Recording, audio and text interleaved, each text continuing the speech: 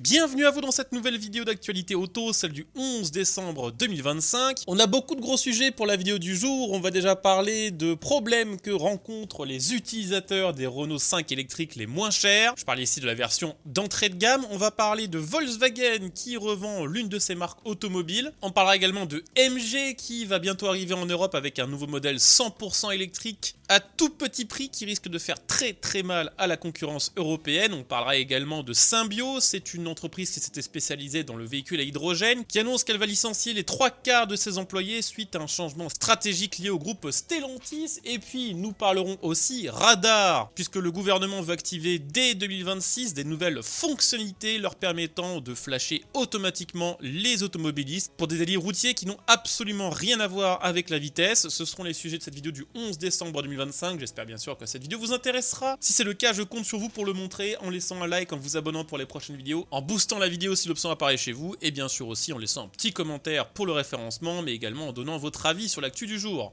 Je vous le disais, on va commencer par parler un petit peu de Renault. Il y a des clients qui sont furieux, qui sont en colère, après avoir découvert que la version de la Renault 5 électrique qu'ils ont achetée, la version d'entrée de gamme appelée Renault 5 Five, ne disposait pas d'un équipement pourtant essentiel pour une voiture électrique moderne. La Renault 5 Five, c'est celle qui a été le plus mise en avant par Renault ces derniers mois depuis le retour du leasing social. C'est la version la moins chère de la Renault 5, vendue à partir de 24 990 € avant déduction des aides. En gros, si on compte toutes les aides plus le leasing social, cette voiture dans cette version revenait à environ 120 € par mois. Ce tarif très avantageux a convaincu des centaines d'automobilistes qui sont finalement passés à la caisse et ont signé leur bon de commande. Le problème, c'est que beaucoup de ces clients découvrent avec stupeur qu'ils ont acheté une voiture qui ne dispose pas du système de recharge rapide. Et ça, c'est un problème parce que ça rend cette voiture quasiment inutilisable pour autre chose que des petits trajets de ville, puisque la version 5 est équipée d'une batterie 40 kWh qui lui permet 312 km. Si on veut partir faire de l'autoroute avec, partir ne serait-ce qu'une fois par an en vacances, vu que sans chargeur rapide, il faut environ 2h30 de recharge, ça devient mission impossible. Alors on pourrait dire que c'est uniquement la faute des clients, qu'ils avaient qu'à mieux se renseigner sur leur voiture avant de signer un contrat de leasing social ou d'en acheter une. Le problème, c'est que beaucoup des plaignants de cette affaire ont expliqué sur les réseaux sociaux qu'ils n'avaient pas été informés correctement par les concessionnaires qui leur ont vendu quant à l'absence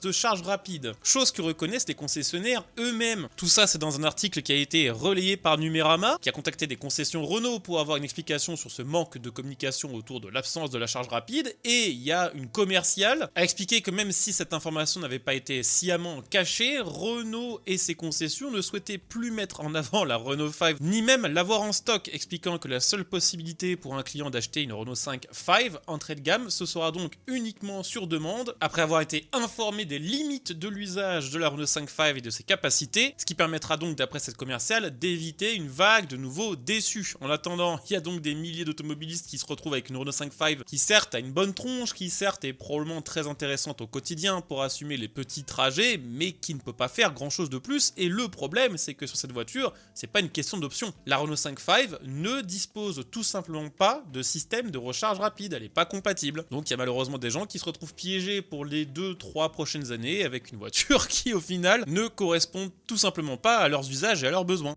Sur un autre sujet, je voulais vous parler de Volkswagen qui revend l'une de ses marques automobiles. Alors c'est pas la marque la plus connue, mais ce qui est intéressant avec cette histoire, c'est la raison pour laquelle Volkswagen revend sa marque. La marque en question, c'est Italdesign. Jusqu'ici, c'était un studio spécialisé dans le design et dans l'ingénierie automobile qui a fait ses propres voitures, basées justement sur des mécaniques Volkswagen. Vu que Volkswagen n'est pas en top santé financière depuis le début de l'année, ils ont décidé de couper les coûts inutiles et de se recentrer sur leur cœur de métier, à savoir, en dehors de quelques exceptions près, produire des voitures qui se vendent en grande série, ce qui n'était pas le cas de Italdesign, qui était jusqu'ici extrêmement niche. Ils ont donc revendu une grande partie de Italdesign à un groupe américain dont vous n'avez probablement jamais entendu parler le nom, UST. C'est un groupe qui n'est absolument pas spécialisé dans l'automobile, mais plutôt dans la technologie, tout ce qui va être intelligence artificielle et surtout développement de logiciels pour automobiles. Alors c'est un deal qui apparemment, comme l'explique Volkswagen, est gagnant-gagnant, parce que déjà dans un premier temps, céder ses actions actions Italdesign leur permet de récupérer quelques millions d'euros très rapidement. Pour UST qui souhaite s'intégrer plus dans le paysage automobile, ça leur permet de récupérer un studio automobile qui a les compétences nécessaires pour construire une voiture et la penser de A à Z. Et Lamborghini, qui appartient à Audi, qui appartient elle-même à Volkswagen, va conserver une toute petite partie des actions Italdesign, lui permettant d'avoir accès aux technologies d'informatique de bord automobile développées par UST. En réalité, cette revente d'Italdesign, c'est plutôt une espèce de nouvel partenariat. Et ça, c'est très important pour Volkswagen parce que Volkswagen, pour le développement de ses logiciels, pour ses voitures électriques en particulier, a toujours été extrêmement mauvais. Cariadé, c'est pas très bon, c'est connu comme étant très buggé. Ils ont essayé de sauver la situation il y a quelques années en investissant plusieurs milliards d'euros dans Rivian pour récupérer leur technologie en urgence. Et ce coup-ci, ils sont en train de faire un peu la même chose d'une autre manière avec UST, ce qui leur permettra, ils l'espèrent en tout cas, d'avoir accès à des technologies d'IA et d'intégration d'IA dans les automobiles sans avoir besoin d'investir eux-mêmes des milliards d'euros pour développer toute cette technologie. Sur un tout autre registre, on va parler également de la marque MG qui va bientôt commercialiser en Europe sa nouvelle MG4 électrique. Alors effectivement, il y a déjà une MG4 électrique qui est vendue en Europe, qu'on peut acheter à partir de 22 990 €, mais MG veut arriver avec sa nouvelle génération, qui est déjà commercialisée en Chine, qui est entièrement redesignée et qui est basée sur une plateforme plus récente et qui d'ailleurs de base devait être réservée à la Chine. Finalement, MG, qui appartient au groupe SAIC, a décidé de la commercialiser en Europe. Elle sera équipée de batteries allant de 43 à 54 kWh, disposera d'une autonomie annoncée jusqu'à 460 km WLTP, tout ça pour un prix qui devrait être inférieur à la MG4 électrique actuelle qui est vendue 22 900 €. Donc faut tabler sur entre 20 et 22 000 € en sachant que malheureusement il y a de fortes chances qu'elle ne soit pas éligible au bonus puisque les règles du bonus actuel font qu'une voiture qui vient de Chine ne peut tout simplement pas en profiter. Si on résume un petit peu la situation, c'est une nouvelle citadine électrique, citadine compacte qui va être vendue sans bonus au même prix qu'une Renault 5 électrique 5 justement qui profite du bonus, avec des autonomies similaires voire supérieures et surtout, et c'est là où ça fait quand même assez mal, compatible elle avec la charge rapide. Et d'ailleurs au passage MG en a profité pour communiquer autour de la sécurité. Rappelez-vous, en Europe MG avait été au centre d'une polémique il y a quelques temps puisque lors d'un crash test Euro NCAP, le siège conducteur s'était tout simplement détaché de son rail et s'était retourné. Comme quoi chez Citroën on n'a vraiment rien inventé avec le concept Hello. Un problème de sécurité